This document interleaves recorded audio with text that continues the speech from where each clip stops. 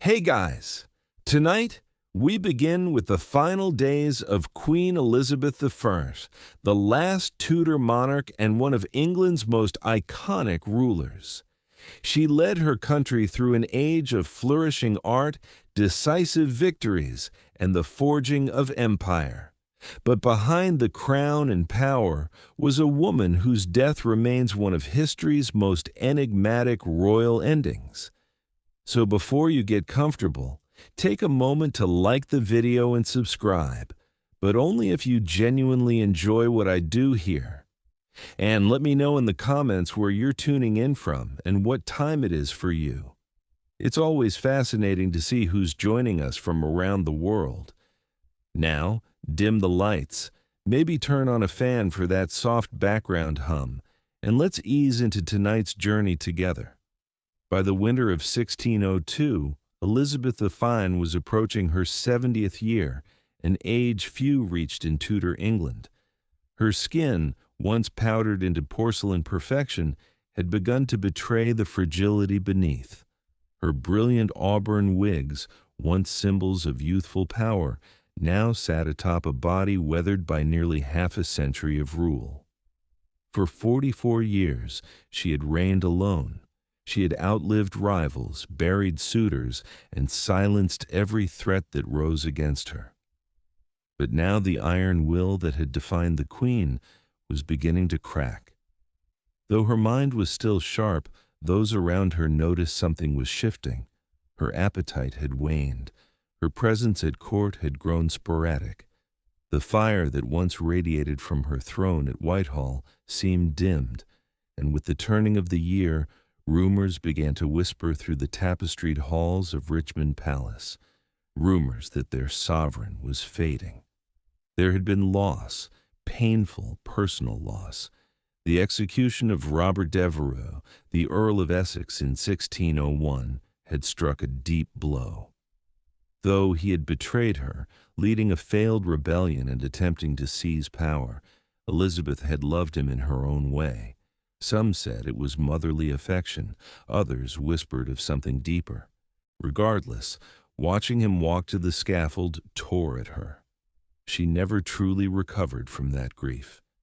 In her final winter, she would spend long hours standing, refusing to sleep, refusing to eat. Servants noted that she rarely sat, and even less did she speak. When she did, her voice was thin, trailing like smoke. Sometimes she would gaze into the empty fireplace for hours, unmoving, as if staring into something far beyond it, something only she could see. The court began to prepare. Physicians offered tinctures, tonics, and prayers, but the queen dismissed them all. Ministers gently urged her to rest, to speak, to name a successor. But the once commanding monarch only shook her head. Something weighed on her heart, heavier than politics, heavier perhaps than the crown itself. As March approached, one truth began to settle among those closest to her. The reign of Elizabeth the Vines was quietly, painfully coming to an end. As the days passed, the gloom that filled Elizabeth I's private chamber at Richmond Palace deepened. The once vibrant court, famous for its music, pageantry, and lively discourse, had grown hushed. The queen, who had dazzled Europe with her wit and resolve, was now wrapped in heavy silks, surrounded by shadows and silence. She no longer held council meetings, nor did she take her usual rides or walks in the gardens. Her ladies-in-waiting, the closest and most trusted women in her life, were dismissed one by one from her room until she remained mostly alone. Even the few she allowed to stay, such as Lady Scrope, spoke only in soft, uncertain tones, unsure if their presence comforted or agitated her. Her mind, they whispered, was slipping. It was during this time that her physicians began to observe something troubling. Not only was the queen refusing food, she had also started to resist sleep altogether. She would stand for hours on end, rooted to the same spot by her bed or by the window, as if the very act of lying down might bring death closer. When her legs could no longer support her, She would sit stiffly on cushions, eyes fixed on some invisible point, lips moving silently in prayer or thought. Some speculated that she feared death not as a woman, but as a ruler. For decades, Elizabeth the Fire had been the embodiment of England itself. To die meant to relinquish control of her people, her image, and her power. Perhaps that was what she truly feared, the end of control. Physically, her health began to decline in ways subtle but certain. She developed a persistent cough, her skin turned increasingly pale, and her frame seemed to shrink beneath her ornate gowns. The weight loss was alarming. Yet, she forbade any attempt to examine her too closely. Her vanity, even in sickness, remained intact. And through it all, one question loomed in every courtier's mind, but was rarely voiced aloud. Was this simply old age catching up to the Queen, or was something hidden festering beneath the surface? The answer, for now, remained locked behind her lips. Lips that once commanded empires now barely moved at all. To understand the weight pressing down on Elizabeth the Fun in her final weeks, one must look not only at her body, but at her heart, and more precisely at the ghost that haunted it, Robert Devereux, the Earl of Essex. Their relationship had been volatile. Essex was dashing, ambitious, and impulsive. He flattered her, defied her, then begged for forgiveness only to betray her again. In him, Elizabeth saw both potential and peril. Despite his arrogance, she had favored him, elevating him to great influence within her court, but in time, his ambition turned dangerous. In 1601, he launched a coup, a desperate, ill-conceived rebellion to seize power. She had no choice. The crown could not tolerate treason, no matter how charming the traitor. Elizabeth signed the death warrant herself, and when he was beheaded in the Tower of London, something inside her unraveled. From that moment forward, witnesses say the Queen began to change. It wasn't just sadness. It was as if a deep, corrosive guilt had lodged itself in her soul. Some claimed she carried a locket containing his portrait. Others swore she muttered his name in the dead of night. Whether these tales were true or the invention of romantic courtiers, the effect was undeniable. The Queen, who had once seemed untouchable, now appeared human and deeply wounded. Grief in that age was poorly understood. What we now recognize as depression might have been seen as melancholia, a spiritual imbalance rather than an emotional one, but those around her saw it clearly. Her eyes had dulled, her laughter ceased, her energy faded. The courtiers who had once competed for her affection now stepped more cautiously. They feared her moods, unsure how far her sorrow might drag her down. She stopped composing letters. She stopped approving documents. She even stopped attending chapel, a sign more shocking than any given her deeply Protestant faith. And perhaps most telling of all, she refused music. Elizabeth I had adored music all her life. She had sung, played instruments, and surrounded herself with composers and poets. Now she asked for silence. The Queen's heart, it seemed, had broken long before her body followed. As March of 1603 drew near, the decline of Elizabeth I was no longer hidden. What began as grief and withdrawal was now a public spectacle, her slow, tragic unraveling witnessed by nobles, courtiers, and servants alike. The once commanding sovereign, who had outwitted kings and silenced dissenters, now seemed to drift within her own palace. She would not speak of her condition. In fact, she barely spoke at all. She answered questions with gestures or simple nods. Days passed without a full sentence leaving her lips. When her advisers pressed her for guidance on affairs of state, on the matter of succession, or on her own health, she turned away, retreating into herself as if words had become too heavy to lift. Physicians, summoned in increasing urgency, debated her symptoms. Some believed she suffered from a settling of humors, the vague Tudor diagnosis for mental or physical imbalance. Others suggested a cold distemper of the brain, but no one could agree on a cure because no one could truly understand the cause. At this time, her physical posture became symbolic of her mental state. She refused to lie down for hours, even days. She remained upright, sometimes leaning against cushions, sometimes gripping the arms of her chair, but never fully reclining. It was as though she believed that surrendering to sleep would mean surrendering to death. Servants would later report how the Queen stood silently in the corner of her room, cloaked in heavy black, unmoving for hours at a time. At night, they took turns watching her, unsure whether she was praying, mourning, or simply lost.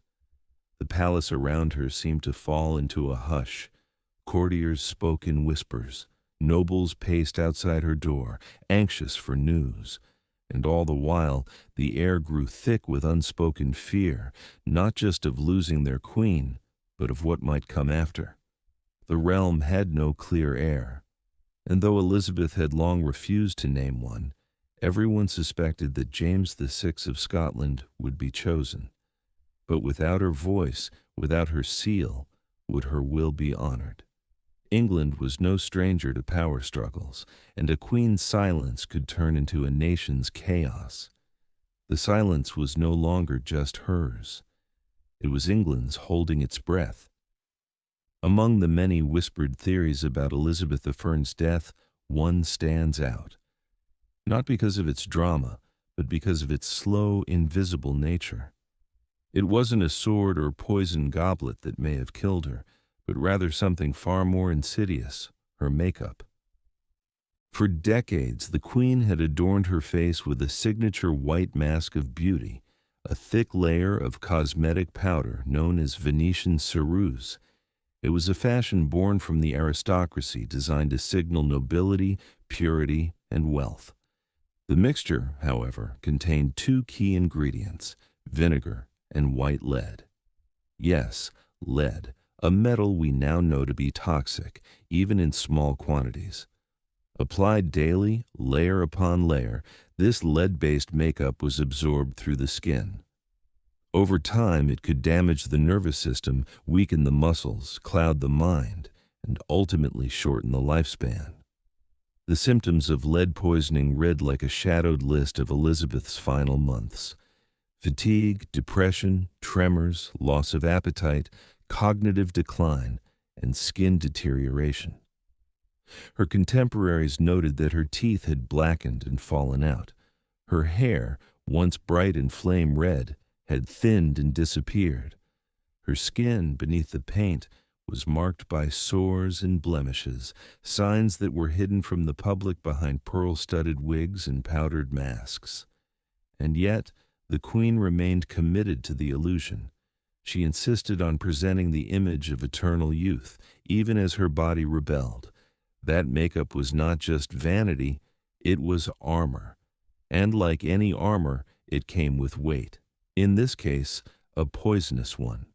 Some modern historians believe that long-term lead exposure may have contributed significantly to her physical and mental decline, the irritability, the confusion, the refusal to sleep or eat. Even the depression that followed the death of Robert Devereux might have been magnified by chemical imbalance. But in her day, no one understood these dangers. Venetian ceruse was celebrated. It was even imported and used across Europe. The very thing that made Elizabeth I iconic may have also been one of the slowest, most cruel contributors to her downfall. In the end, the white mask that defined her public image may have also quietly hastened the fading of the woman beneath it. By the second week of March 1603, the condition of Elizabeth I had become undeniable. Her courtiers now moved with urgency, though careful not to show panic. The Queen had stopped eating entirely. Her body, already thin, seemed to retreat into itself, her bones visible beneath the ornate fabrics that once projected power and grace. She was wasting away, and yet no one could give her illness a name. Tudor medicine had no clear diagnostic tools. There were no thermometers, no microscopes, no concept of infection as we know it. Illness was a matter of humors: blood, phlegm, yellow bile, and black bile. If those were imbalanced, disease followed. Treatments involved bleeding, herbal poultices, or purging the system. And yet none of these worked because no one truly understood what was happening inside the queen. Modern scholars have suggested that she may have succumbed to pneumonia. The cold air in Richmond Palace, mixed with long hours of standing and fasting, may have led to a lung infection. A persistent cough, chills, and a slow slide into delirium align with such a theory. And without antibiotics, even a mild case of pneumonia was potentially fatal. Others speculate blood poisoning, possibly due to abscessed teeth or infected sores under her cosmetics. Dental hygiene was poor, and Elizabeth had already lost several teeth. Infections in the mouth, if left untreated, could enter the bloodstream, a deadly condition known today as septicemia. But none of these possibilities could be confirmed in her time. And so her physicians guessed. They used herbal tonics, tried warm compresses, and prayed. But Elizabeth would have none of it. She rejected all medicine. She would not allow incisions nor bleedings. She even refused to undress completely, guarding her modesty to the very end. And through it all, she said almost nothing. The silence around her became part of the illness. Her servants tiptoed. Her ladies wept in private. Her ministers watched helpless as the one figure who had dominated their lives for decades began to vanish, not in a blaze, but like a candle slowly dying in its holder. No one could help her. No one even knew what to call it, and so they simply waited for the end or a miracle. Though her body was failing, it wasn't illness alone that burdened Elizabeth the. It was the immense, inescapable weight of rule. For over 4 decades, she had stood as the embodiment of England. Her crown was not just a symbol of power, it was a living thing, fed by every decision she made, every speech she delivered, and every threat she outwitted. But now, in the stillness of her chamber, that crown sat heavy and unclaimed, and the question of what came next loomed over the dying queen like a storm. Elizabeth had no children, no direct heir. The Tudor line, so fiercely defended and glorified, was ending with her. And though she had maintained a lifetime of political control, she had long resisted naming a successor. Why? Perhaps because naming one meant acknowledging her own mortality, something she had stubbornly refused to do. The most obvious candidate was James VI of Scotland, son of Mary, Queen of Scots, whom Elizabeth had executed decades prior. He was male, Protestant, and had a legitimate claim through his great-grandmother, Margaret Tudor. But his rise to the English throne would not be simple. Factions existed, old grudges remained, Catholic claimants still lurked in the shadows. As the Queen's strength faded, pressure mounted on her to make a formal declaration. Ministers, especially Robert Cecil, the Secretary of State, pressed gently but firmly. England could not be left rudderless. Civil war was not a memory so distant as to be forgotten. And in a world where monarchs ruled by divine right, the death of a queen without clear succession was a recipe for chaos. But Elizabeth remained silent. Some say she gestured when asked if James should be king, perhaps a subtle nod, perhaps nothing at all. Others claim she whispered, "I will have no rascal to succeed me," only to later accept the inevitable. But there is no record, no firm confirmation. The monarch who had delivered some of history's most memorable speeches would not speak her final decision. It is possible that in her mind, acknowledging a successor was equal to surrendering, to admitting that her story, her dynasty, and her era were truly coming to a close. And perhaps that was more painful than death itself. As March drew on and the hours grew colder, those attending Elizabethan faced a peculiar and increasingly disturbing reality. The Queen refused to sleep, not occasionally, but entirely. Days and nights blended into one endless vigil as she remained seated or standing in her chamber, eyes distant, spirit detached. To many, it seemed that the Queen was terrified not of death, but of what lay between her and death, rest. There were moments when her attendants begged her to lie down, but she resisted with such force that they stopped asking. Her refusal wasn't rooted in stubbornness alone. It carried the weight of superstition and sorrow. In Tudor times, sleep was often viewed as a temporary death, a time when the soul drifted dangerously close to the beyond. And Elizabeth I, despite her formidable logic and intellect, may have believed that if she closed her eyes, she would never open them again. And so she sat, sometimes hunched in her chair, other times leaning against the wall. She defied the limitations of her failing body. The swelling in her legs worsened, her breathing grew shallow, but still she would not lie in bed. Her servants tried to coax her with music. She turned it away. They brought warm drinks. She waved them off. She did not wish to be comforted, nor convinced. It was as if she was standing watch over her own death, refusing to give it an invitation. Eventually, her strength began to betray her. She collapsed several times. On one occasion, she was found crumpled beside her chair, unwilling to cry out for help. After that, her ladies-in-waiting took turns, staying close, hovering like ghosts of the court she had once commanded. Even they no longer spoke to her unless spoken to first. The atmosphere in the room was one of reverence, sorrow, and dread.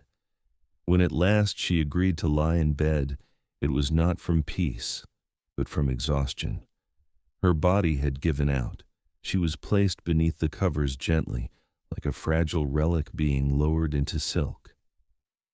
It was the first time she had rested in days, and for many, it felt like the beginning of the end. The moment Elizabeth I allowed herself to be laid in bed, her chamber transformed. The silence grew heavier, more sacred. Those closest to her gathered, advisors, ladies, physicians, each one aware that this was not just the death of a woman, but the closing of an age. The Tudor dynasty, which had ruled England for over a century, was ending with her final breath. The room was dim. Tapestries muffled footsteps, candles flickered. Outside, the palace held its breath. No proclamations were issued, no bells tolled, only whispers passed through the corridors of Richmond Palace. Those who had served her for decades now found themselves standing still, waiting for a word, a sign, a farewell that would never come. Despite the gravity of the moment, Elizabeth said nothing. She had once been a queen of eloquence. Her words could rouse armies, silence parliaments, and charm foreign courts. But now, as she drifted between consciousness and sleep, not a single parting phrase escaped her lips, not to her ladies, not to her council, not even to the realm she had so long protected. Instead, she communicated through faint movements, slight nods, flickers of the eyes, the barest tremble of her hands. Some thought they saw her reach toward the crown resting nearby. Others claimed she gestured toward a portrait of James VI, the presumed successor. But there were no declarations, no final speech to echo through history. What did she see lying there in silence? Perhaps visions from her reign. The young girl imprisoned by her sister Mary, the triumphant queen greeting the troops at Tilbury, the glittering court of poets and explorers, the fires of religious wars, the execution of Mary, Queen of Scots, the death of the Earl of Essex, a life of power shadowed by solitude. Outside her chamber, preparations had already begun. Courtiers quietly packed their belongings. Ambassadors wrote coded letters to their kings. Messengers waited with horses ready. They all knew what came next.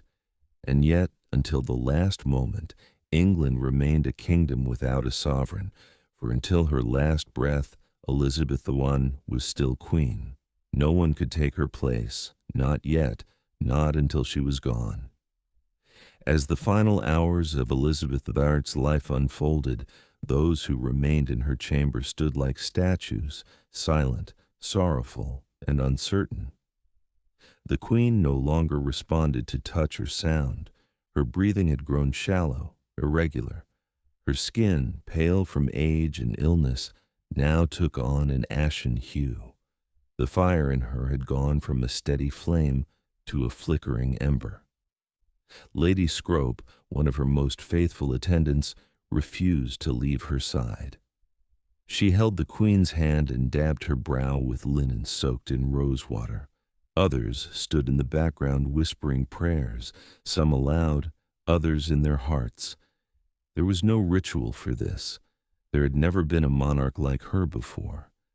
Outside, Richmond Palace was wrapped in a quiet anxiety. No proclamation had yet been made, and still no one dared call her death until the final breath passed. Messengers stood ready at the gates, prepared to ride to Scotland the moment it was confirmed, to deliver the news to James VI, the man who would be king. Inside, time seemed to warp. The minutes dragged like hours, and no one dared speak of what would come next. Even Robert Cecil, the chief architect of the peaceful transition to the House of Stuart, stood still, his papers folded in his hand. His greatest political maneuver, uniting England and Scotland under one crown, was moments away, yet entirely dependent on a woman in her final moments. Then, just before dawn on March the 24th, 1603, it happened. No cry, no gasp, just silence. The room remained motionless for a full minute, as if all feared the breath might return. Then, quietly, Lady Scrope covered the Queen's face with a linen cloth. It was over. Elizabeth I was dead. Her passing was not marked with fanfare, nor even with a priest's final rites. She had refused them all. The Virgin Queen, as she was so often called, had died alone, surrounded not by family or heirs, but by the weight of history. A monarch born of scandal, who ruled through storms and fire, now passed into legend with the same dignity she held in life. Quiet, unbending, and ultimately unknowable, the death of Elizabeth sent a chill across the kingdom. Not because it was unexpected, but because of what it left behind. A throne without a voice, a court without direction, and a realm uncertain of its next heartbeat. She had been the only monarch many in England had ever known. Her presence was woven into the fabric of everyday life, her image stamped onto coin and conscience alike. Now that image was still. Immediately after her death, her body was left undisturbed. According to tradition, her ladies kept vigil beside her, whispering psalms through trembling lips. A single candle burned at her bedside. The cloth over her face did not conceal her identity. It preserved it as though the nation needed one final moment to believe she was truly gone. But while grief settled inside the walls of Richmond, elsewhere, wheels were already turning. Robert Cecil, perhaps the only man who truly understood the scale of this moment, stepped into motion. His secret correspondences with James VI of Scotland had prepared for this day. The couriers were sent, riding with breathless urgency through muddy spring roads, carrying news that would transform two kingdoms. Meanwhile, back in London, the people waited. No bells rang, no mourning was declared. The court kept the death quiet for several hours, fearing unrest or opportunistic power plays, but word eventually seeped out, first through servants, then to merchants and clergy. The queen was gone, and with her so too went the tutor. There was no child, no sibling, no cousin raised at her side to step into her place. Elizabeth had left behind no personal heir, only the political hope that her choice, unspoken but widely assumed, would be honored. The Privy Council met in hushed tones. The moment was fragile. A kingdom needed direction and fast. The fear of factionalism, of Catholic uprisings, of foreign meddling. All these haunted their thoughts. The bloodshed of past successions loomed like a shadow. Yet the Queen's long silence had not stopped her government from preparing. Within hours of her death, the Council declared that James VI of Scotland would become James I of England. A new dynasty began, but even as the nation turned toward the future, it did so in mourning for the woman who had shaped an age and left behind a silence no crown could fill. After the council announced the succession of James VI, now James I of England, the focus shifted to the care of the Queen's body. Elizabeth the Farners, who had guarded her image with almost obsessive control throughout her reign, could no longer maintain the illusion. The mask she had worn, both literal and symbolic, was beginning to fall away. In life, she had been meticulous about appearances. She rarely allowed herself to be seen without her full regalia, the white lead makeup, the elaborate gowns, the fiery wigs. Even in her final days, she kept her chamber darkened and denied most visitors. Vanity, yes, but also power. To appear weak was to risk everything in a court filled with ambition and knives. Now, in death, her body told a different story. As her ladies gently prepared her for burial, they began to see what had long been hidden beneath layers of silk and powder. Her skin bore the signs of age and illness, bruising, lesions, and the pale, unnatural hue from years of toxic cosmetics. Her hands, once adorned with rings and scepters, were thin and bony. Her hair, what little remained, had turned wispy and white. There was no denying it. Elizabeth had been dying long before she allowed anyone to see it. And yet in death, there was something profound about her humanity. She was no longer Gloriana, the Virgin Queen, or the untouchable monarch on coins and canvases. She was a woman who had carried a kingdom on her back for 4 decades and paid the price with her body. No embalming was done immediately. The tradition at the time was to delay the burial to allow time for national mourning and for proper ceremony. Her body lay in state, dressed one final time in royal robes, crown placed above her brow, orb and scepter at her side. For all the imperfections now visible, her people still came to pay respects not just to the queen she had been, but to the person she had become. A woman of contradictions, powerful and alone, brilliant and burdened, fierce and fragile. The mask had slipped away, but what remained was not less regal, only more real. On April the 28th, 1603, more than a month after her death, the body of Elizabeth of Shoreham was finally laid to rest.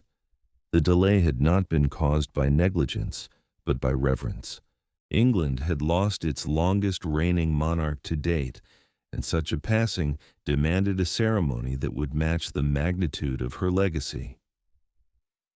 Her funeral procession began at Whitehall and moved slowly toward Westminster Abbey. The streets of London were lined with mourners, nobles, clergy, commoners. Thousands of faces turned toward the carriage that bore their queen one final time. Some wept, others stood in solemn silence. There were no cheers, no songs, only the tolling of bells and the shuffle of boots on stone. The coffin was draped in velvet and borne upon a massive hearse drawn by 4 horses. Above it, sat an effigy of Elizabeth the Fern, dressed in state robes with crown, orb, and scepter, eyes open, face serene, as if still watching over her people. The image was so lifelike that many believed it to be her real body, propped upright in death. Behind the hearse marched an honor guard, followed by the nobles of her court, members of parliament, and ambassadors from foreign nations. Each step echoed the weight of transition. A queen was being buried, but an entire era was being mourned. At Westminster Abbey, she was interred in the vault beside her half-sister, Mary the Foy, a symbolic reunion between two queens once bitterly divided by religion and rivalry. On the tomb, the inscription reads, "Partners in throne and grave, here rest we two sisters, Elizabeth and Mary, in the hope of one resurrection." The irony was not lost on historians. In life, the sisters had been enemies. In death, they lay side by side. The funeral marked more than the end of a monarch. It marked the end of the Tudor dynasty. With Elizabeth gone, so too ended the lineage that had brought England out of the Wars of the Roses and into an age of exploration, cultural flourishing, and national pride. And as the Abbey's great doors closed behind her, an entire kingdom stood changed. The Elizabethan age was over. What came next would be shaped by a different hand and a different crown. More than 4 centuries have passed since Elizabeth II took her final breath, and yet the mystery surrounding her death remains. Unlike monarchs who died in battle or by clear illness, Elizabeth's decline was veiled in silence, secrecy, and contradictions. As a result, scholars, physicians, and curious minds have continued to speculate what exactly killed the Virgin Queen. The most common theory is simple: old age. At nearly 70 years old, Elizabeth had far outlived most of her contemporaries. After 4 decades of rule and countless personal losses, her body may have simply succumbed to time. Her refusal to eat, drink, or rest certainly contributed to her decline, and without modern medicine, even a minor ailment could turn fatal. Another compelling theory is pneumonia. The Queen reportedly caught a chill shortly before her final decline. Cold, damp conditions in Richmond Palace combined with her weakened state may have allowed an infection to take root. With no antibiotics and only rudimentary treatments, pneumonia would have been devastating. Yet other theories point to lead poisoning. Her famous white makeup, Venetian Sarah's, was known to contain white lead, a toxic substance absorbed through the skin. Over decades, it could have damaged her organs, caused psychological changes, and slowly poisoned her from within. Symptoms such as fatigue, irritability, and cognitive decline all match modern understandings of chronic lead exposure. Then, there's the possibility of blood poisoning, perhaps from an infected tooth or sore. Dental health was notoriously poor, and Elizabeth had suffered tooth loss and decay. A small infection could easily have entered her bloodstream, resulting in septicemia, a silent killer in an era without understanding of bacteria or sterilization. Finally, some historians explore the emotional and psychological toll, grief and depression. The loss of Robert Devereux and other beloved confidants seemed to break something within her. Her refusal to lie down, her long silences, her deep melancholy, all could be signs of profound psychological suffering which untreated may have hastened her end. In truth, it may have been all of these factors: age, illness, poison, grief, woven together in a tapestry of decline. A queen who carried an empire may have finally been crushed beneath its weight, and yet in her silence she left no confession, only a legend. Elizabeth I's death was not merely the close of a life. It was the close of an identity that England had worn for more than 40 years. She had reigned alone, without husband or child, carving her image into the very soul of a nation. Her passing was quiet, private, and full of unanswered questions. But the echo of her reign thundered into the centuries that followed. The country she left behind was vastly different from the one she inherited. When she first ascended the throne in 1558, England was fractured by religious war, threatened by foreign powers, and teetering on the edge of instability. Through sheer will, political genius, and theatrical leadership, Elizabeth I transformed it into a formidable kingdom, confident, culturally vibrant, and respected on the world stage. Her death, however, revealed the fragility beneath that surface. She had held everything together through force of personality and presence. With her gone, a power vacuum threatened to reopen old wounds. The peaceful transition to James I marked a diplomatic victory, but also a seismic shift. The Tudor flame had gone out. The Stuart dawn was uncertain, and yet what lingered in the minds of her people wasn't just the politics. It was her persona. The speeches at Tilbury, the defiant rejection of marriage, the cultivated image of the Virgin Queen, the jewels, the gowns, the high forehead, the poetic rhetoric. All of it became mythic. Even her final silence served her legacy. She exited the world on her own terms, offering no final word, no dying gasp for legacy or pity. In life, she'd been a master of performance. In death, she let the silence speak louder than any closing act. To this day, historians still debate the details of her death, but few debate her impact. The Elizabethan age remains one of the most celebrated periods in English history.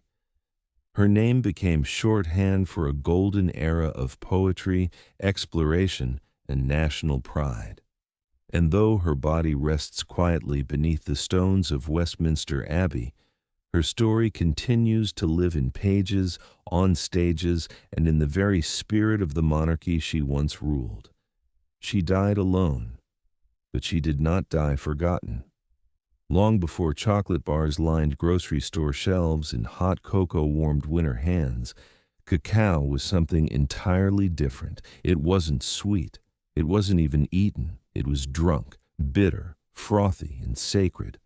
And for the ancient peoples of Mesoamerica, this strange, powerful bean held more than flavor. It held meaning.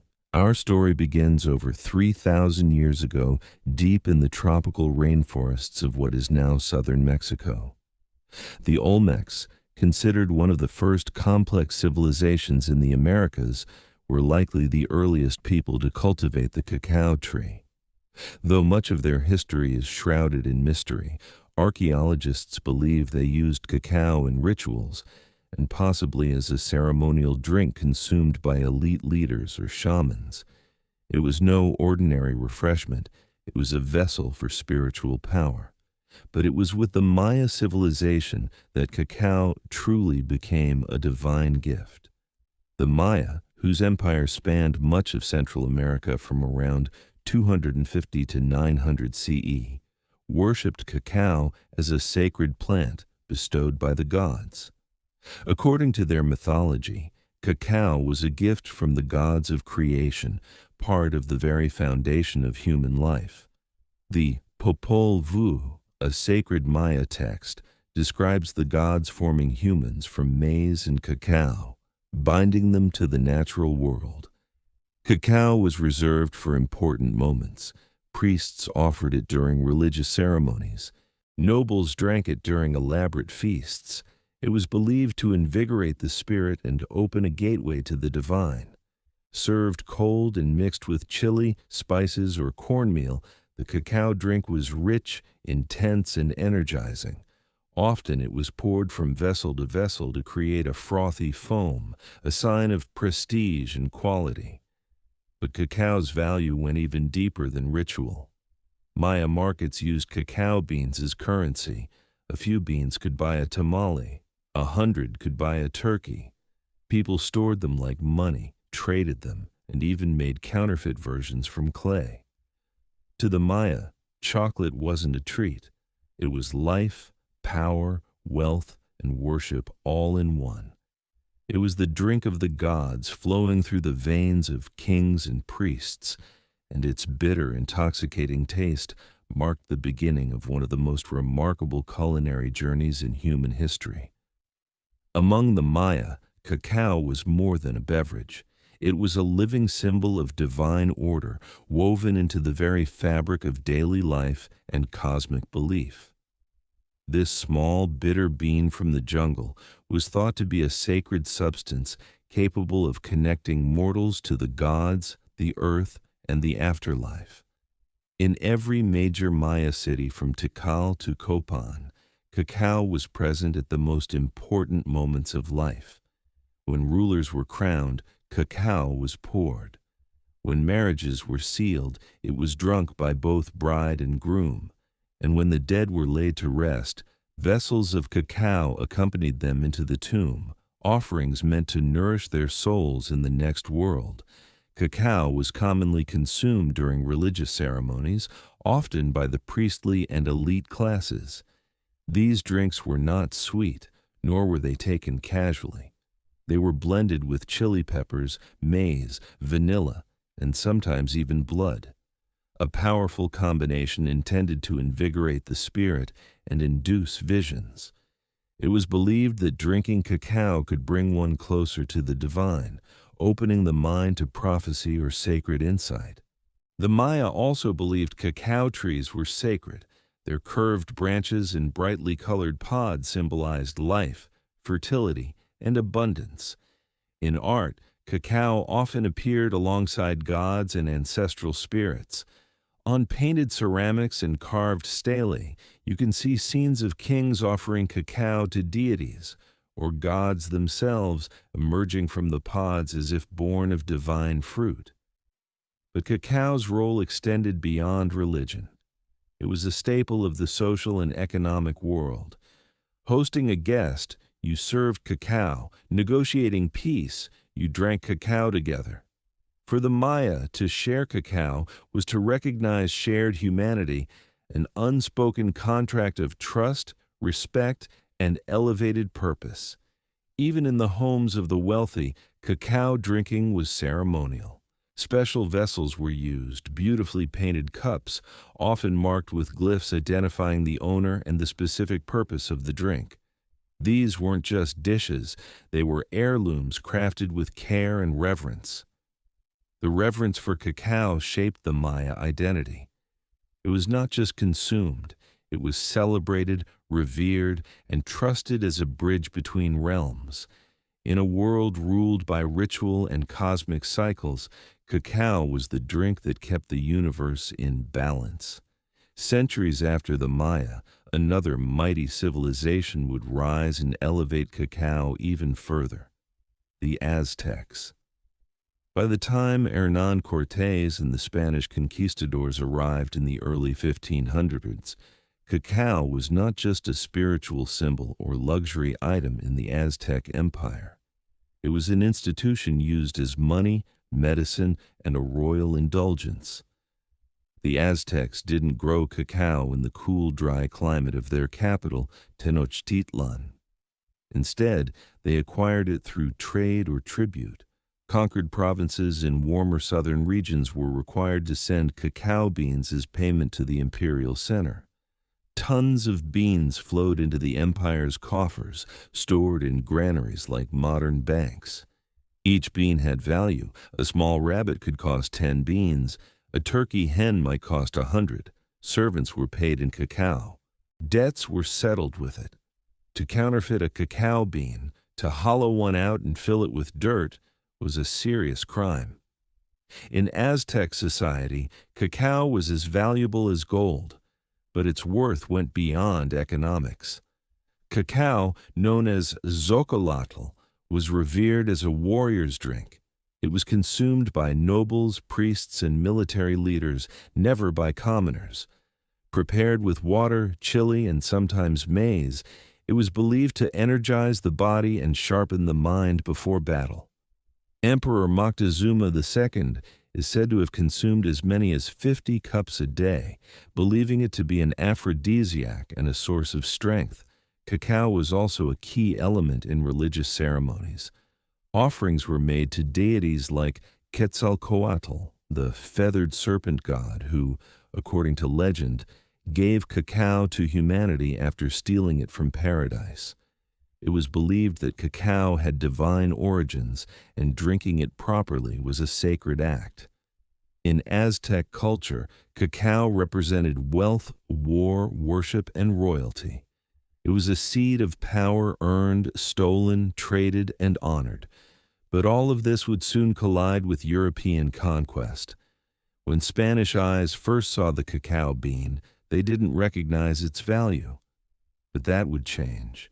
The bitter drink of warriors and kings was about to cross the ocean where it would be forever transformed, sweetened, commodified, and woven into a global obsession. When Hernán Cortés and his band of conquistadors first arrived in the Aztec capital of Tenochtitlan in 1519, they encountered a world both foreign and magnificent. Towering temples, floating gardens, and bustling markets stunned the Europeans. But among all the wonders, one thing caught their attention again and again: the peculiar use of a dark, bitter drink made from crushed beans.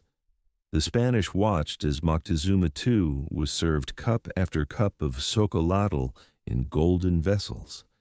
They observed warriors, nobles, and priests treating the substance with reverence. At first they found it unpleasant, strange, unsweetened, spicy. Some even called it unpalatable. But they also noticed something else: the energy it seemed to grant, the alertness it sparked, and the symbolic power it carried in every corner of Aztec life. Once the conquest was complete and the empire fell, Cortés brought more than gold and silver back to Spain. He brought cacao beans. He brought the knowledge of how to grind, mix, and drink them, and with that, chocolate entered Europe. At first it remained a curiosity of the Spanish court, an exotic treasure of the New World. Monasteries began to prepare it in the traditional way for nobles and royals only. But the European palate was different. Over time, the chili and maize were replaced with something new: sugar. Sugar changed everything. The addition of sweeteners to the bitter cacao drink sparked a culinary revolution. Suddenly, what had been a sacred, spicy brew of warriors became a sweet indulgence, something seductive, luxurious, and deeply fashionable. In Spain, and soon across Europe, chocolate was no longer a tool of ritual or tribute. It became a marker of wealth and sophistication. Aristocrats sipped it at salons. Royalty demanded it at their tables. It was still prepared as a drink, usually hot, but the flavor had softened. The rituals were replaced with recipes. The power once tied to gods and warriors now belonged to European elite. But even as chocolate delighted the palates of kings and queens, it carried a new bitterness, one not from taste, but from the human cost. To feed Europe's growing hunger for cacao and sugar, colonial plantations expanded. And behind them, a new system of exploitation and slavery would begin. The drink of the gods had entered a new world, and it would never be the same. By the 17th century, chocolate had evolved from a sacred Mesoamerican ritual to a fashionable European delicacy. But behind this sweet transformation lay a growing darkness. The union of cacao and sugar, a pairing that delighted European palates, also became one of the driving forces behind one of history's most brutal systems, the transatlantic slave trade. As European demand for chocolate grew, so did the need for raw cacao. The lush equatorial regions of South America, Central America, and the Caribbean offered the perfect climate to grow the cacao tree. But harvesting it was labor-intensive. Cacao pods had to be picked by hand, split open, and the beans fermented, dried, and roasted. The same was true for sugarcane, another demanding crop. To maximize profit, colonial powers turned to slavery. The Portuguese, Spanish, French, Dutch, and British all participated in building plantation economies fueled by enslaved labor. Millions of Africans were captured, shipped across the Atlantic, and forced to work under brutal conditions on plantations in Brazil, the Caribbean, and later West Africa. Many would spend their lives cultivating cacao and sugar, never tasting the sweet confections their labor created. The human cost was staggering. In the pursuit of chocolate and sugar, families were torn apart, cultures were erased, and entire generations suffered. Yet in the drawing rooms of London, Paris, and Madrid, aristocrats sipped hot chocolate unaware or uninterested in the lives behind the beans. The commodification of cacao marked a turning point. It was no longer a sacred offering. It was a global product, something to be traded, taxed, and turned into profit. And as the industrial age approached, the demand would only grow. What began as a spiritual drink crafted with reverence and ceremony had now become entangled in empire and exploitation. The taste that had once symbolized divine connection now left a bitter residue, one of blood, suffering, and systemic injustice. Yet the allure of chocolate only deepened. Its association with luxury, love, and pleasure grew stronger. While its history of labor and suffering was quietly buried beneath layers of sugar and cream, the story of chocolate's rise was no longer just about flavor or ritual. It was about power, profit, and the people sacrificed along the way. For centuries, chocolate remained a liquid luxury, served in royal courts and elegant salons. But as Europe entered the Industrial Revolution, chocolate was about to undergo another transformation, one that would forever change its form, its audience, and its place in the world. The early 1800s saw a wave of invention. Mechanization and mass production were reshaping everything from textiles to food. And in 1828, a Dutch chemist named Conrad Johannes van Houten developed a revolutionary process. Using a hydraulic press, he extracted much of the natural fat, the cacao butter, from roasted cacao beans. What remained was a dry cake, which could be ground into a fine powder. This powder dissolved more easily in water and could be blended with sugar more smoothly, making chocolate cheaper, lighter, and easier to produce. This invention gave birth to what we now call Dutch cocoa, and it paved the way for solid chocolate. In 1847, the British company Fry & Sons took things a step further. By combining cacao powder, cacao butter, and sugar, they created the world's first modern chocolate bar, a smooth, moldable, and portable version of what had always been a drink. For the first time, chocolate could be held in the hand, not just sipped from a cup. Then came the Swiss. In the 1870s, Daniel Peter introduced milk chocolate by adding condensed milk to the mixture, creating a creamier, sweeter version of the classic bar. His friend and rival, Rudolf Lindt, invented the conching machine, which slowly churned chocolate for hours, refining its texture and giving it the silky smoothness we now associate with high-quality chocolate. These innovations turned chocolate from a luxury into a mass-market product. With lower prices and improved texture, chocolate was no longer reserved for royalty. It entered shops, factories, and lunchboxes across Europe, and soon after the United States. Companies like Cadbury, Nestlé, and Hershey industrialized chocolate on a scale never seen before. Packaging became colorful and playful. Advertising emphasized joy, indulgence, and childhood wonder. But in making chocolate sweet, accessible, and solid, Something of its origin was forgotten. The divine drink of gods had become a snack. Delicious, yes, but stripped of its ancient power and ritual. Still, a new chapter had begun, one where chocolate would become beloved worldwide. By the dawn of the 20th century, chocolate had taken root across the globe, not just as a delicacy, but as an industry. What began as a sacred brew among ancient civilizations had become a worldwide phenomenon driven by factories, marketing, and the unstoppable forces of global capitalism. In the United States, chocolate took a uniquely American turn with Milton Hershey. In the late 1800s, Hershey applied mass production methods to chocolate, much like Henry Ford would later do with automobiles. His factory in Pennsylvania produced affordable milk chocolate for the average American, not just the elite. By 1900, the Hershey bar was born, and with it, a new American love affair with chocolate.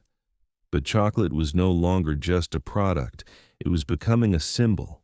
Soldiers carried it into war, children traded it on playgrounds, it appeared in cookbooks, holiday rituals, and romantic gestures. Valentine's Day, Halloween, Easter, each adopted chocolate as its unofficial mascot. Its sweetness now spoke to love, comfort, and nostalgia. Meanwhile, international companies expanded cacao cultivation to meet demand. West Africa, particularly Ghana and Côte d'Ivoire, became global hubs for cacao farming, surpassing Latin America. The same regions that had once endured colonial rule and slavery were now supplying over 70% of the world's cacao, often under exploitative conditions. Even in modern times, labor abuses, including child labor and poverty-level wages, persist in many cacao-growing regions, yet despite its tangled roots, chocolate's popularity only grew. In Japan, it became a refined art, small, exquisite bonbons gifted with ritual precision.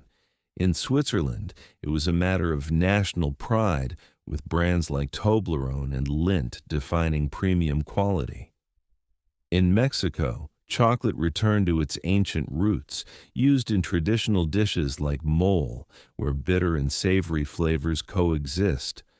Global chocolate culture was and still is a paradox, universal yet personal, a product born of indigenous ceremony, transformed by empire, refined by industry, and then embraced in 1,000 unique ways across continents.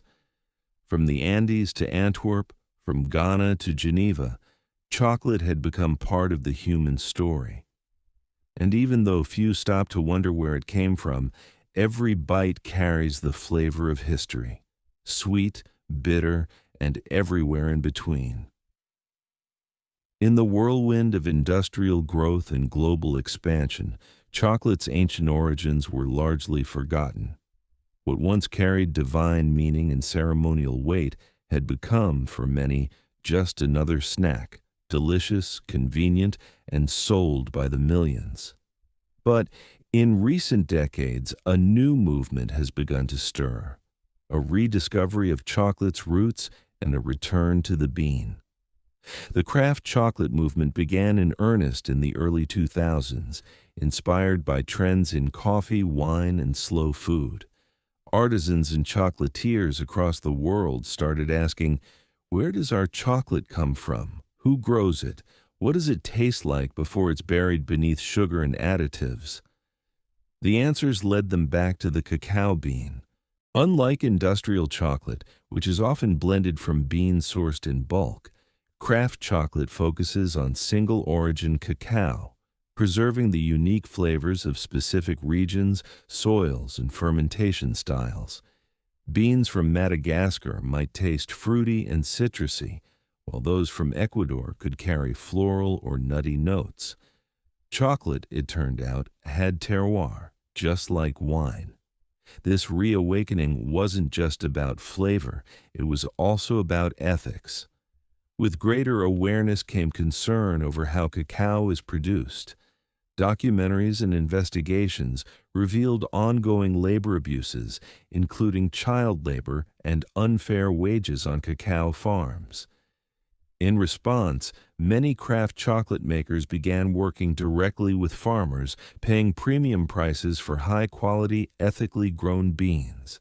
Labels like Fair Trade, Direct Trade, and Rainforest Alliance emerged, each striving to create a more just and sustainable supply chain.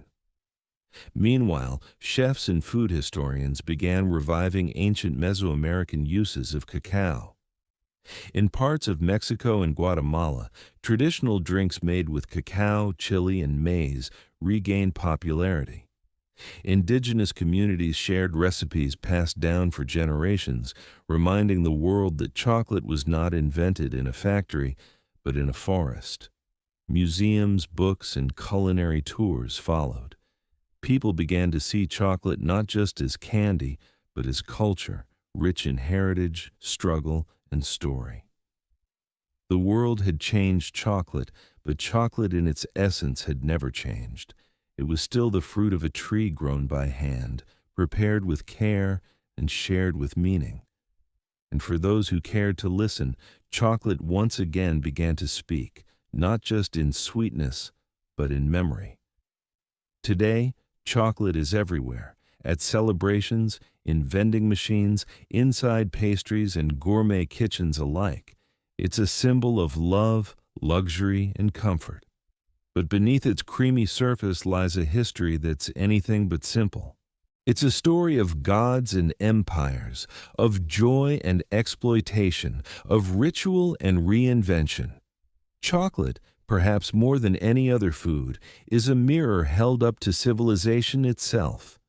From the sacred ceremonies of the Maya to the bitter brews of Aztec warriors, from the hands of enslaved laborers on colonial plantations to the gilded salons of European nobility.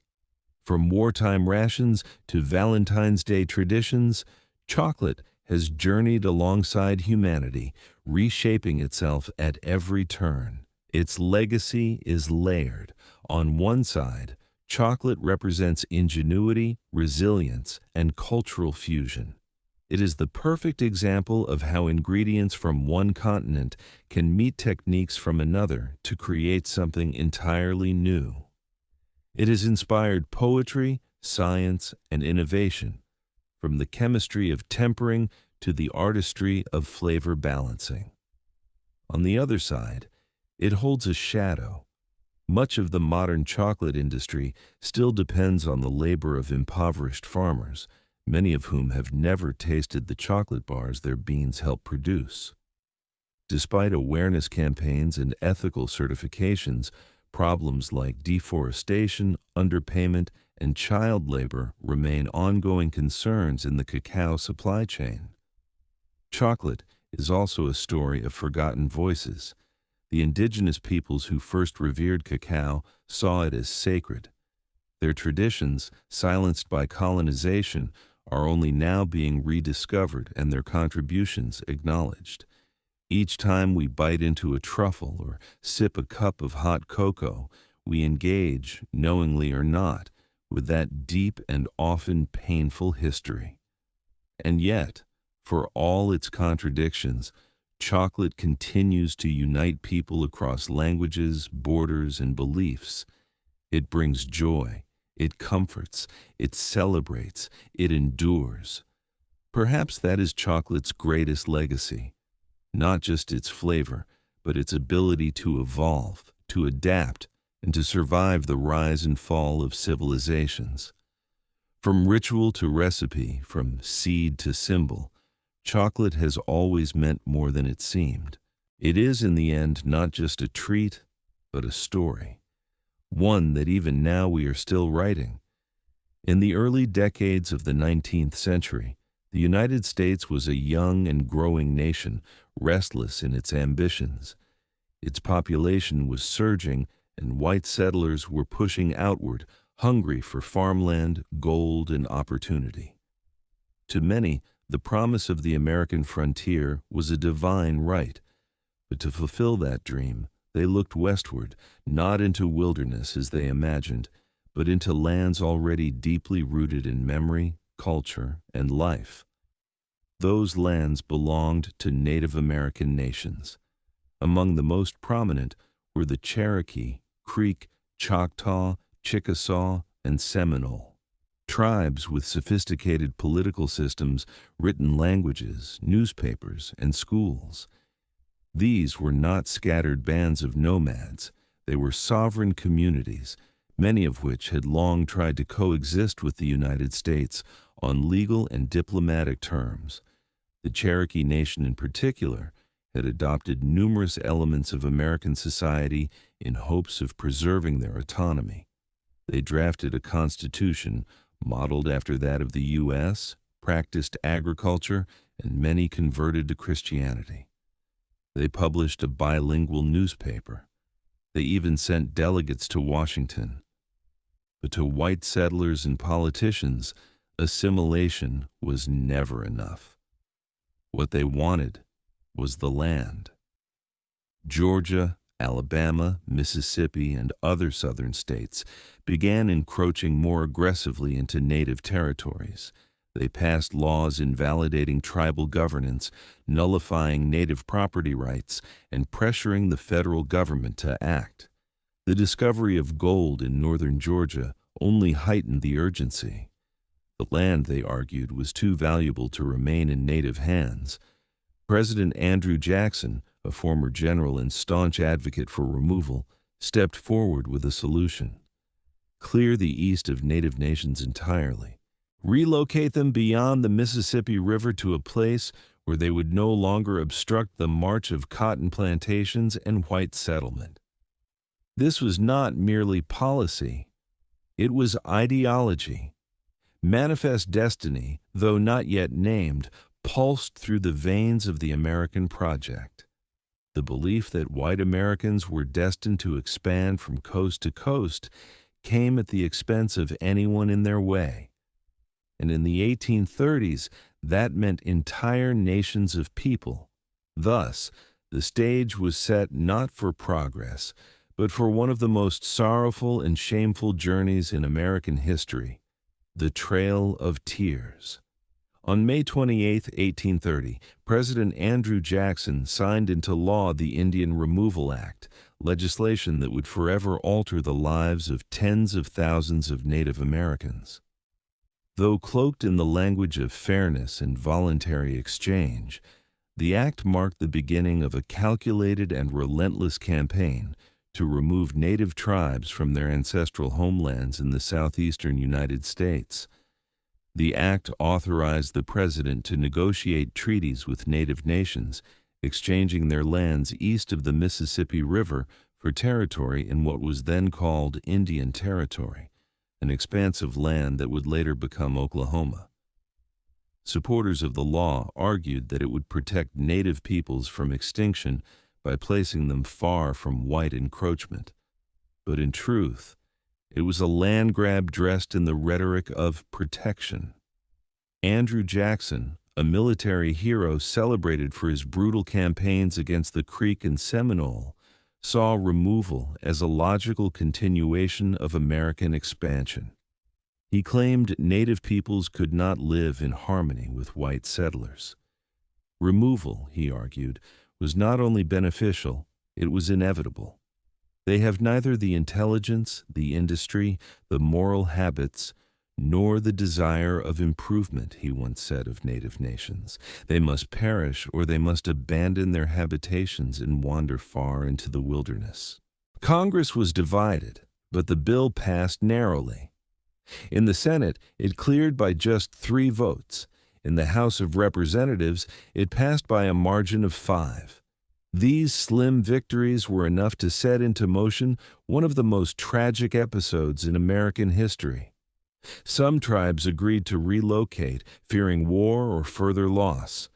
Others held out, believing the promises of treaties that offered money, supplies, and safe passage.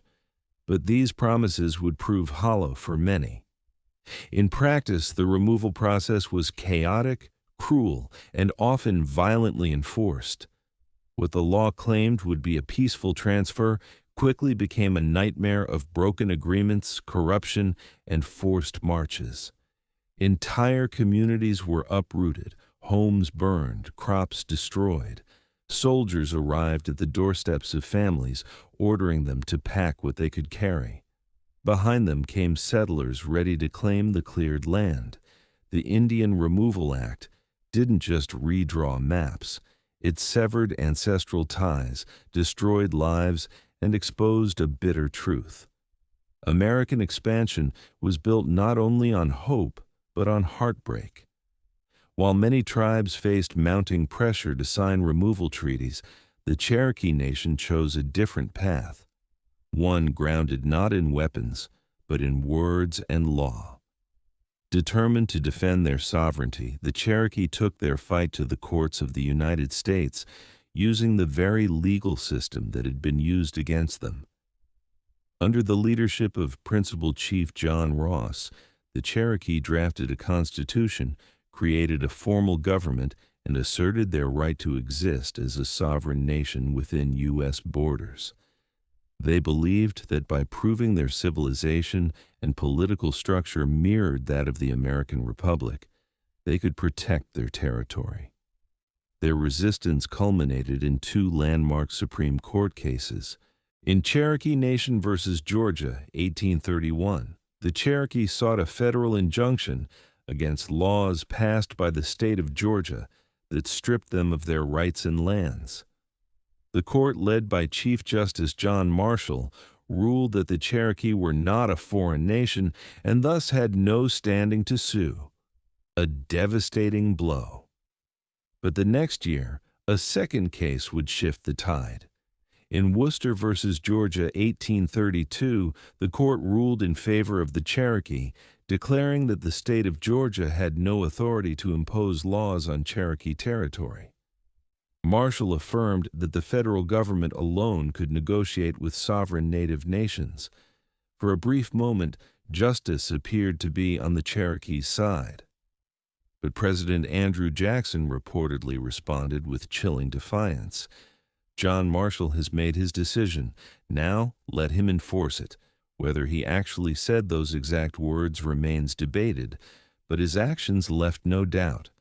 Jackson refused to uphold the court's ruling, and Georgia continued to ignore it.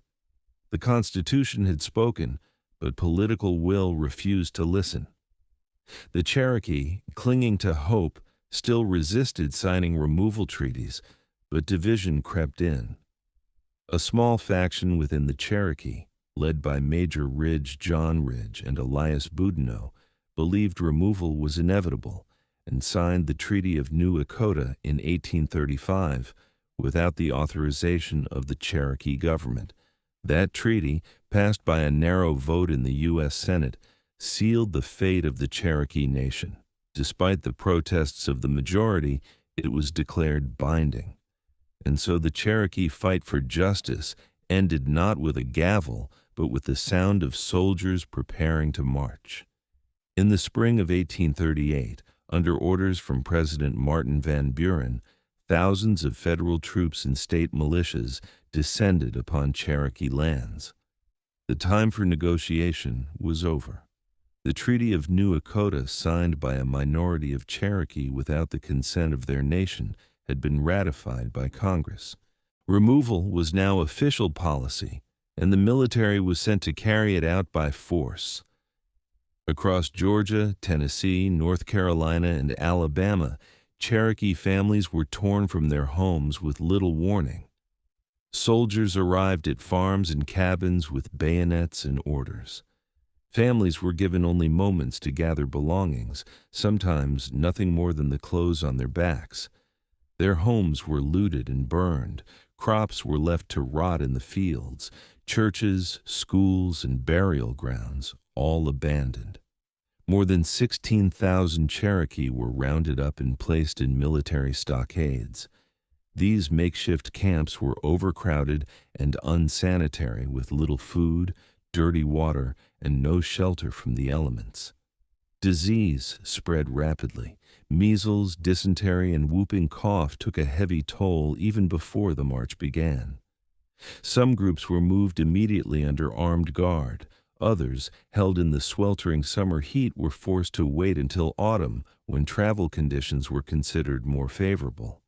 But cold rains, early snow, and inadequate supplies would make the journey even more deadly. The Cherokee called the route Nunna Dal Tsuni, the trail where they cried. Roughly 200 miles stretched between their homes in the so-called Indian Territory. The march was slow, harsh, and humiliating. They walked through mud and snow, across frozen rivers, over mountains and prairies. The elderly collapsed. Children died in their mothers' arms. Entire families vanished along the trail, buried in shallow, unmarked graves by the roadside. Some tried to maintain dignity, singing prayers, carrying sacred objects, recording names of the lost. But the weight of grief was unbearable. Hunger gnawed at their strength. Winter pierced their thin clothing. Guards showed little mercy. By the time the last group arrived in what is now Oklahoma in early 1839, it's estimated that over 4,000 Cherokee had died, nearly a quarter of their entire population. This was not simply a relocation. It was a death march, a forced erasure of identity, home, and hope. When the last group of Cherokee reached Indian Territory in March of 1839, the journey was over, but the suffering was not. The losses endured along the Trail of Tears extended far beyond the 4,000 lives claimed by disease, exposure, and starvation. What died on that trail was more than people. It was a way of life, a spiritual connection to land, and the cultural continuity of an entire nation. The trauma echoed through generations. Survivors arrived weakened, broken, and grieving. They had lost elders who carried traditional knowledge, children who had represented future hope, leaders who had defended their people with all the strength they had. There were no ceremonies for the dead, no time for mourning. The land they had been forced to settle was unfamiliar and often hostile. The promises made by the U.S. government of protection, supplies, and fertile land were inconsistently honored or ignored altogether. The physical wounds were matched by the emotional ones. The Cherokee had been a proud nation with schools, printing presses, and a constitution. They had trusted the legal system, believing that law would protect them. But their trust had been betrayed, their justice denied, their rights erased. Among the survivors, divisions deepened. The treaty party, those who had signed the Treaty of New Echota, were viewed by many as traitors. In June of 1839, just months after the relocation, Major Ridge, John Ridge, and Elias Boudinot were assassinated by fellow Cherokee in a wave of retribution. The unity of the nation, already battered by removal, now fractured further under the weight of internal conflict. And yet, even amidst devastation, the Cherokee endured. They rebuilt schools. They reestablished their government. They began printing newspapers again. They held on to their language, their stories, their faith. The resilience that had once carried them through legal courts and diplomatic struggles now became the foundation of survival. Still, the scars of removal ran deep, and they remain today. The Trail of Tears is not just a chapter in a history book.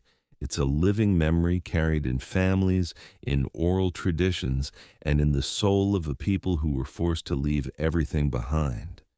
And in that memory, there is sorrow, but also strength. While the Cherokee Trail of Tears is the most widely remembered, it was not the only forced removal.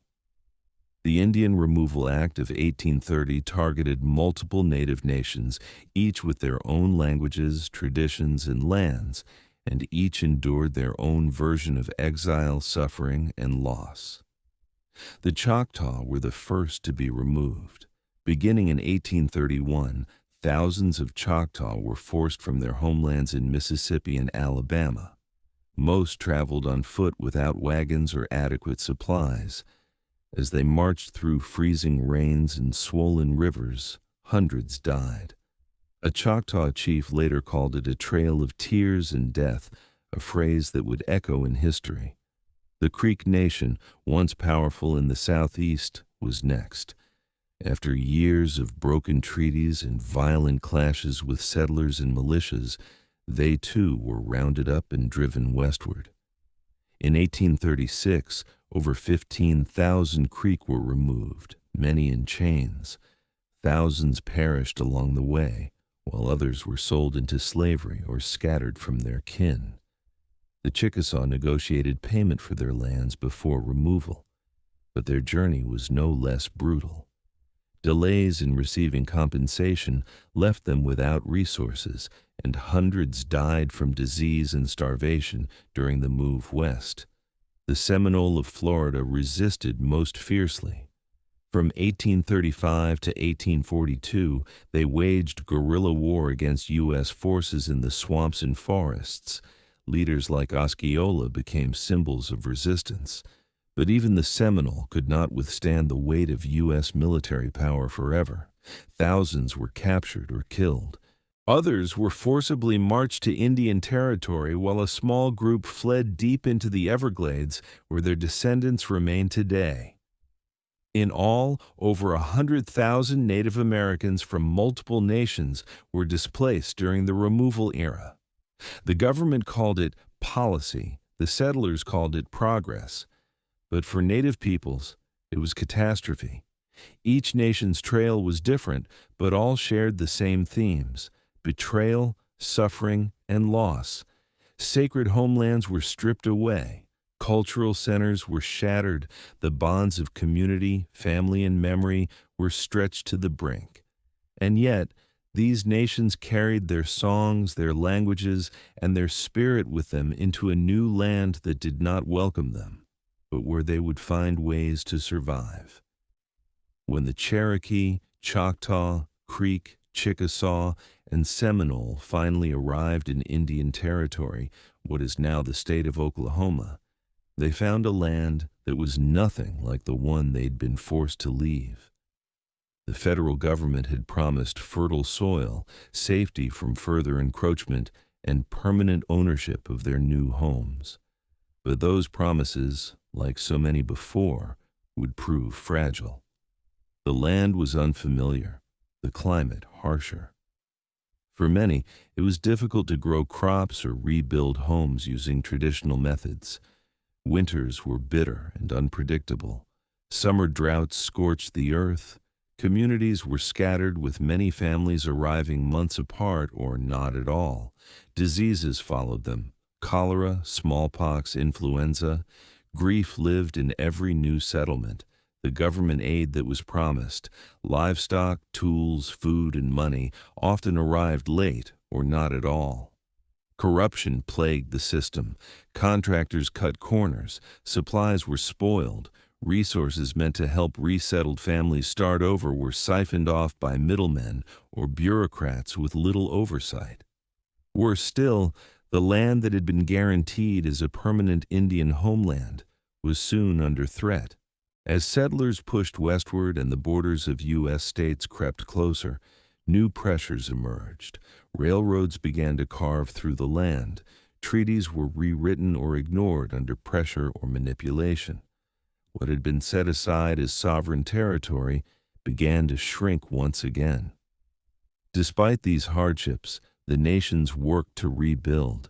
The Cherokee reestablished their capital in Tahlequah and rebuilt schools and institutions. The Choctaw and Chickasaw reorganized their governments. New constitutions were written, councils met, churches were built, farming resumed, communities began to heal, not by forgetting, but by enduring. And yet, even in Indian territory, the shadow of removal loomed. Every promise made to protect their new homeland was vulnerable to the same forces that had driven them from their original lands: greed, expansion, and disregard. The land that was promised became a temporary refuge in a nation still unwilling to see Native people as permanent rightful inhabitants. Though many believed they had finally found peace, history would soon prove otherwise. The story of the Trail of Tears didn't end in Indian territory. It simply turned the page to another long chapter in the struggle for survival, sovereignty, and respect. For decades after the forced removals, the Trail of Tears lived mostly in silence, spoken about in whispers, passed down through family stories, rarely acknowledged in textbooks or politics. It was a wound left open, a shared pain carried quietly by Native communities, too often ignored by the nation that had caused it. Yet, the memory survived. In Cherokee homes, elders told the story of the march west, of the cold, of the hunger, of the lost. Songs were sung in mourning, ceremonies were held in remembrance. Oral history kept the names of those who walked and those who did not alive. The land remembered too. Old trails, shallow graves, and surviving documents marked the route like a scar across the heart of a continent. It was not just a trail of sorrow. It was a trail of survival. The resilience shown by Native nations after removal defied the expectations of those who had tried to erase them. In the decades that followed, the Cherokee, Choctaw, Creek, Chickasaw, and Seminole would not only rebuild, they would thrive. They formed new governments, ran schools, printed newspapers, and preserved languages and spiritual traditions. Against the odds, they endured. Still, the silence from outside their communities remained. Not until the late 20th century did wider America begin to reckon, even faintly, with the tragedy of the Trail of Tears. Activists and tribal leaders worked to reinsert the story into national memory. Memorials were erected, commemorative trails were marked, school curriculums were slowly updated. The phrase Trail of Tears became a recognized term, not just among historians, but in the national consciousness. But acknowledgement is not the same as justice. The effects of removal are still felt. The disconnection from ancestral lands, the historical trauma, and the legacy of broken promises continue to shape the realities of Native communities today. Yet through every hardship, the strength of these nations endures. The same spirit that guided them through legal courts and diplomatic struggles still lives on in language revival programs, cultural preservation efforts, and the stories told around fires and kitchen tables. The Trail of Tears is not just about what was lost, it's about what was carried forward, faith, memory, and the unyielding will to survive.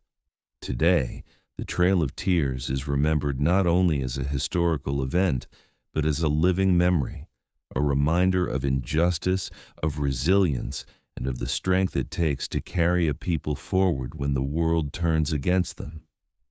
The route that once echoed with footsteps of grief now serves as a sacred path of remembrance. Across the United States, monuments, trails, and museums mark the journey. The Trail of Tears, National Historic Trail, designated by Congress in 1987, stretches over 5,000 miles across 9 states, tracing the paths taken by those who were forced to march westward. It winds through forests, fields, and quiet towns, inviting visitors to walk, if only for a moment, in the footsteps of those who endured it. But true remembrance goes beyond monuments. For the descendants of those who walked the trail, memory lives in community, language, and ceremony. Tribal nations continue to honor their ancestors through annual memorial rides, storytelling gatherings, and language revitalization programs.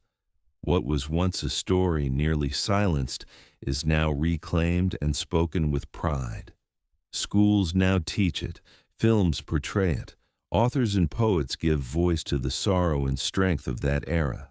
And Native youth grow up knowing that their identity is rooted in more than survival. It is rooted in courage, resistance, and continuity.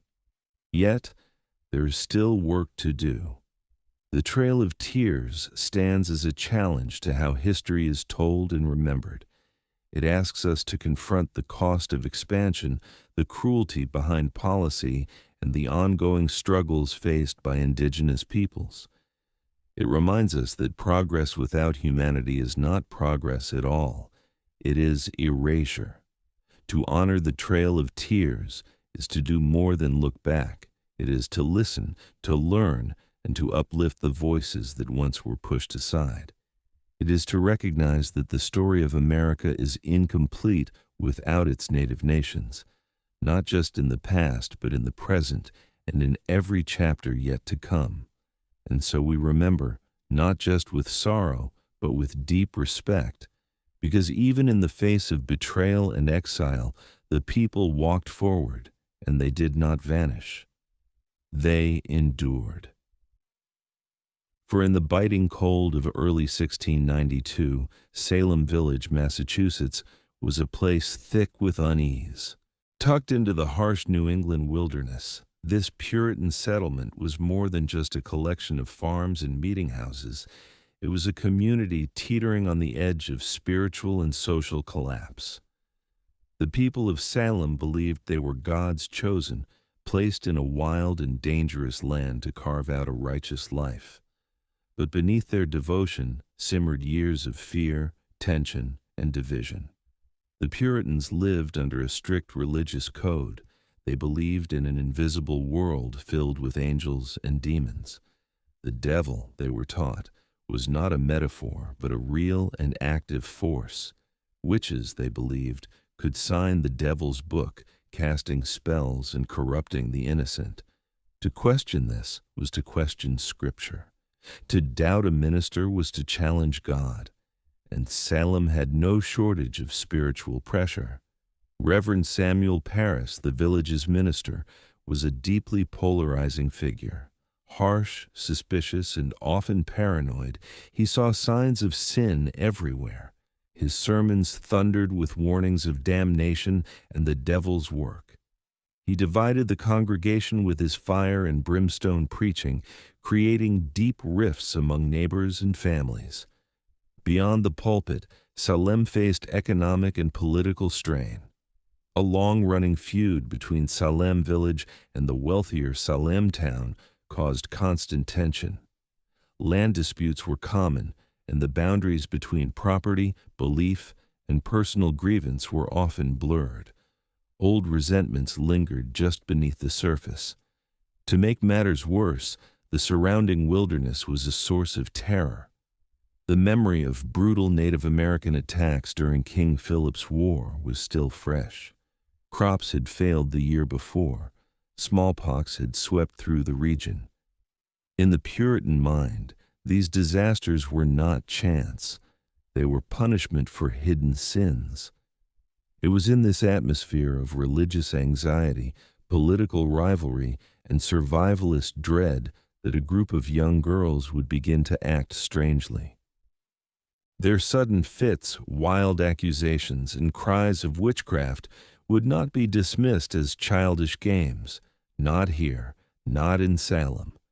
Because in Salem, the devil was real. And in 1692, the villagers believed he had come to visit. It began, as many tragedies do, with children. In January of 1692, two young girls in Salem Village, 9-year-old Betty Parris and her 11-year-old cousin Abigail Williams, began to behave in alarming ways. They screamed, thrashed, and contorted their bodies into unnatural positions. They barked like dogs, hurled objects, and spoke in gibberish.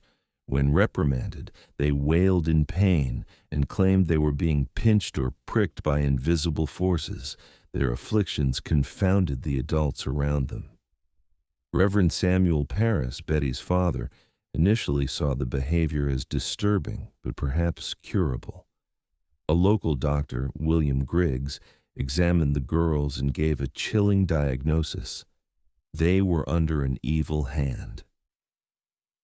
In a deeply religious and superstitious community like Salem, that meant only one thing: witchcraft. Soon, other girls began to display the same symptoms. Ann Putnam Jr., Mercy Lewis, Mary Walcott, and Elizabeth Hubbard joined the afflicted circle. Their fits escalated, drawing the attention of the entire village. These girls were not from the fringes of society. They were daughters of prominent families, respected members of the Puritan order. That gave their words weight. When pressed to name the cause of their suffering, the girls did something that would change the fate of the entire colony. They pointed fingers.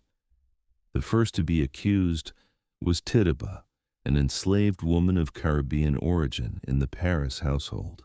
She was a convenient target, foreign, non-white, and associated with stories and rituals that seemed exotic and suspect to Puritan eyes. Alongside her, the girls named two other local women, Sarah Good, a poor and often homeless beggar, and Sarah Osborne, who had scandalized the community by refusing to attend church and marrying her servant. 3 women, each vulnerable in different ways, were suddenly the focus of an entire town's suspicion. They were arrested and jailed. For the villagers, this was a spiritual emergency. If witches walked among them, they had to be identified and purged. What had begun as an unexplained illness in a single household now spiraled into full-blown panic. And as the accusations spread, no one, not neighbors, not friends, not even family, would be safe from suspicion. Salem had opened the door to fear, and it would not be easily closed.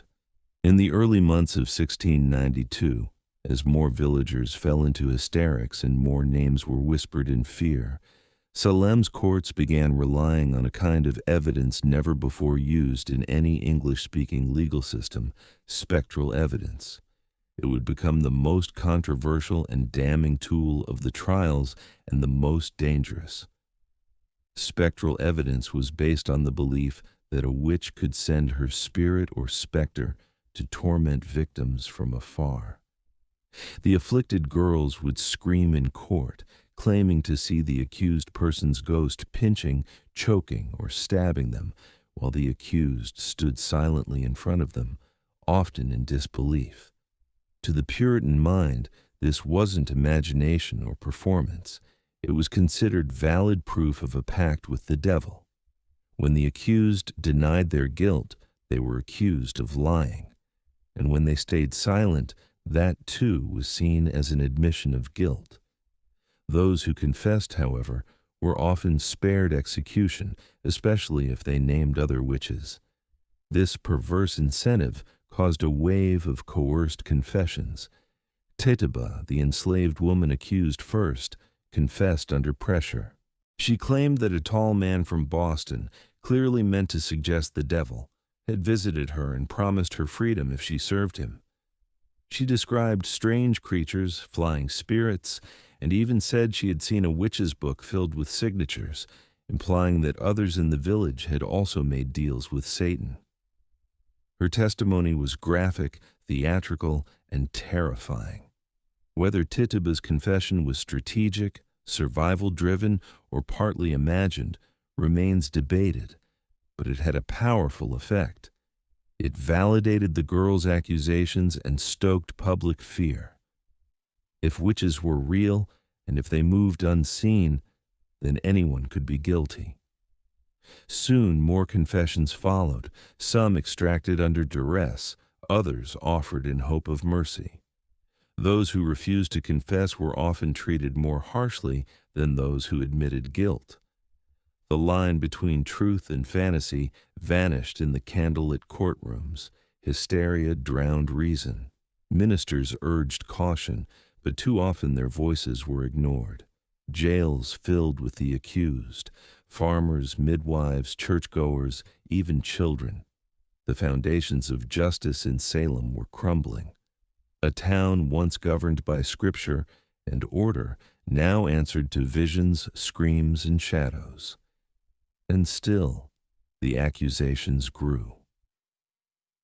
By the spring of 1692, the accusations had overwhelmed Salem's jails. What began as a local disturbance had spread into a full-blown judicial crisis with more than 100 people imprisoned and the colony struggling to process the chaos. In response, Massachusetts Governor William Phips established a special court, the Court of Oyer and Terminer, meaning to hear and determine, specifically to handle the witchcraft cases. The court convened in Salem town, and its judges included respected men like William Stoughton, Samuel Sewall, and John Hathorne.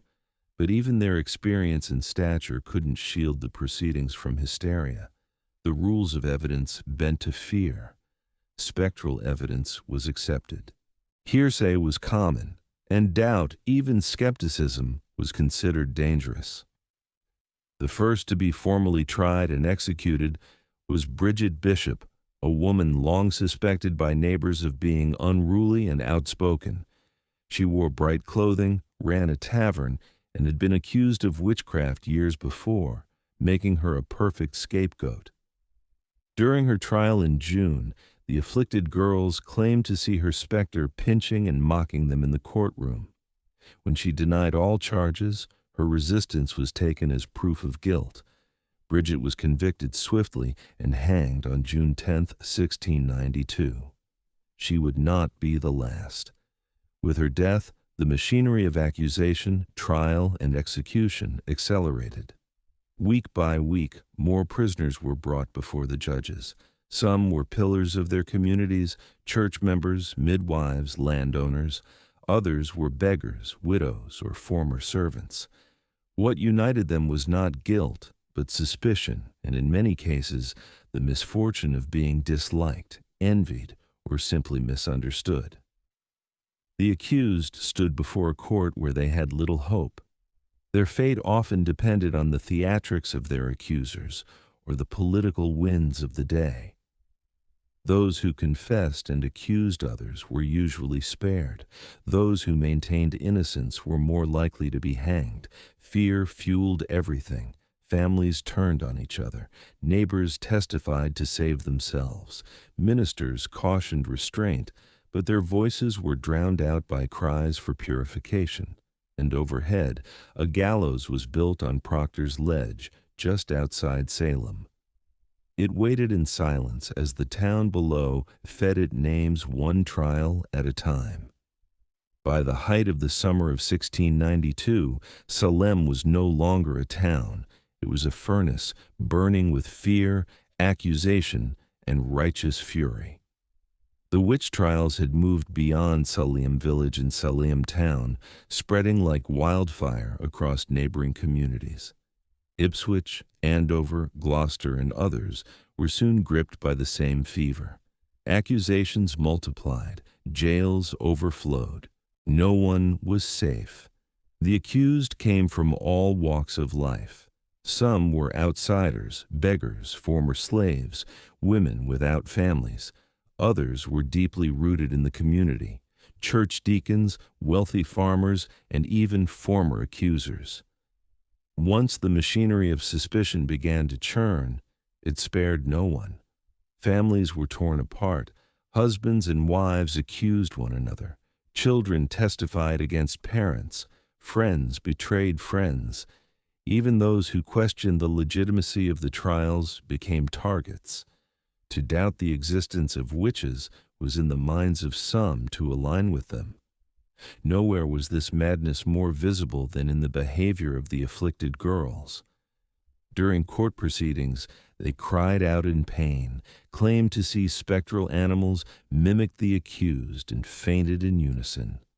Their performance became central to the prosecution's case, regardless of how implausible or theatrical it seemed. The court took their suffering as proof, their screams as divine evidence. By the end of summer, more than 150 people had been arrested, and the executions continued. Sarah Good, a homeless woman, was hanged in July after refusing to confess. Her defiance was seen not as strength, but as rebellion against God. Rebecca Nurse, a respected grandmother and member of the Salem Church, was executed despite widespread protest. Her conviction sent a chilling message. Even the most pious were not beyond suspicion, and yet the accusations did not slow. Children as young as 5 were jailed. A minister's wife was accused. Entire families were locked in cells. The colony had lost its grip on reason, consumed by the very evil it sought to destroy. Fear was now Salem's true ruler, shaping justice, warping memory, and silencing dissent. What began as a handful of strange afflictions had become something far more terrifying. A society devouring itself, one accusation at a time. As summer gave way to autumn in 1692, the Salem witch trials reached their darkest depths. The gallows on Proctor's Ledge became a grim fixture on the horizon, a place of ritual execution where cries for mercy were swallowed by the silence of final judgment. The executions were public, meant to serve as warnings. Entire communities gathered to watch. Some came in solemn fear. Others disturbingly treated them as spectacles. One by one, the convicted were led to the scaffold, bound and praying until the trapdoors dropped and another life ended in the name of righteousness. In total, 19 people were hanged as witches, 14 women and 5 men. All maintained their innocence. Many died with prayers on their lips or psalms recited through trembling voices. None of them received proper burials. As convicted witches, their bodies were denied church cemeteries. Some were buried in shallow, unmarked graves. Others were reclaimed secretly by family under cover of night. But the most gruesome death was not on the gallows. Giles Corey, an 81-year-old farmer and the husband of accused witch Martha Corey, refused to enter a plea at his trial. By refusing to speak, he hoped to prevent his land from being seized by the state. In response, authorities ordered pressing, a brutal and rare form of punishment. Giles was stripped, laid on the ground, and slowly crushed beneath heavy stones. For 2 days he endured the torture in silence. His last words, according to legend, were chillingly defiant. More weight. He died without ever entering a plea. His resistance made him a tragic symbol of the injustice that had overtaken Salem. Inside the jails, those not yet executed faced horrific conditions. Pregnant women gave birth in filthy cells. The sick died of neglect. Families had to pay for their own food in chains, and some remained imprisoned for months after the trials ended. By the time autumn leaves began to fall, Salem had sentenced more people to death for witchcraft than any other community in American history. What had begun as whispers had ended in blood. And though the executions would soon cease, the damage to Salem's soul had already been done. By the end of September 1692, the fever that had gripped Salem began to falter. The turning point came not from the courts or the clergy, but from a growing sense of unease, a recognition too long delayed that something had gone terribly wrong. Doubt crept in quietly. It started when respected citizens like Rebecca Nurse and John Proctor were hanged. If such devout, upright people could be witches who could be trusted. When Martha Corey, a strong-willed churchgoer, and even the wife of the colony's former governor, Lady Mary Phipps, were accused, the trials began to eat into the upper ranks of society. The hysteria no longer threatened just the marginalized. It threatened everyone. Reverend Increase Mather, a prominent Puritan minister and father of the influential Cotton Mather, delivered a powerful sermon against the use of spectral evidence, the very foundation of many convictions. In his words, "It is better that 10 suspected witches should escape than 1 innocent person be condemned." It was a radical reversal in tone and a quiet indictment of the court's methods. Others began to speak out as well. Ministers who had once supported the trials now urged caution. Families of the accused pleaded publicly. Communities neighboring Salem watched with horror and began distancing themselves. Faced with rising criticism and political pressure, Governor William Phips finally acted. In October 1692, he disbanded the court of Oyer and Terminer. In its place, a new court was created, one that no longer accepted spectral evidence. The change was immediate. Of the remaining prisoners awaiting trial, most were found not guilty. For those convicted, many received reprieves. The executions stopped. Still, the damage had been done. 19 hanged, one pressed to death, over 100 imprisoned, dozens more traumatized, families ruined, reputations shattered. The tide had turned, but slowly, though the courts had changed, it would take months, years for the last prisoners to be released, and longer still for the community to fully reckon with its sins. But in that autumn, the panic receded. Silence returned to the gallows. The accuser's screams faded, and Salem, wounded and ashamed, was left to confront the cold reality that it had been not witches, but fear itself that had ruled them. When the final prisoners were released in 1693, Salem was left with more than empty cells. It was left with guilt. The trials had ended, but the echoes of accusation, betrayal, and execution lingered in every home and church pew. A silence hung over the town, and beneath it a deep unease. In the years that followed, many of those involved in the trials began to express regret. One of the most striking apologies came from Judge Samuel Sewall. On a January day in 1697, during a day of public fasting and prayer, Sewall stood before the congregation at Boston's South Church. In front of the entire assembly, he accepted blame and shame for his role in the trials and asked God for forgiveness. It was a rare act of public contrition, and it set the tone for the years that followed. Others were not so quick to apologize. Some judges and accusers remained silent or stood by their decisions, believing they had acted in good faith. But the growing consensus, especially among clergy, was that the court had erred terribly. Even Cotton Mather, who had initially defended the use of spectral evidence, softened his tone in later writings. In 1706, Ann Putnam, Jr., one of the original accusers, only a child during the trials, offered a formal confession before her church. She admitted that her accusations had led to the deaths of innocent people. She claimed she had been deluded by Satan and begged forgiveness from God and her neighbors. Her words were among the few to acknowledge the specific names of the victims. Families of the accused struggled for decades to clear their relatives' names. In 1711, the Massachusetts legislature passed a bill restoring the civil rights of many of those convicted and awarded monetary compensation to their heirs. But the pain remained. Not all names were cleared, and not all families were compensated. Generations grew up in the shadow of the trials. And yet over time, Salem tried to heal. The town became a symbol not of justice, but of what happens when fear overrides reason, when courts abandon fairness, and when hysteria is mistaken for truth.